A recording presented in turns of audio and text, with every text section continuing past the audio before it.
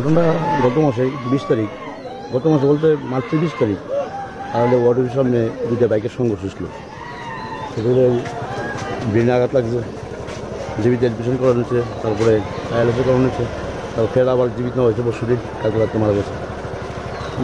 যারা অ্যাক্সিডেন্ট করছে তারা ধরছেন? কি নাম আসলো যে মারা গেছে? প্রসেনজিৎ দাস। বাবার নাম? সুবল দাস। বয়স কত হয়েছিল? 35। কে কে আছে বাড়িতে বিবাহিত মিসেস আর বিধবা মা। কতদিন আসছিল চিকিৎসাতে? 1 মাস।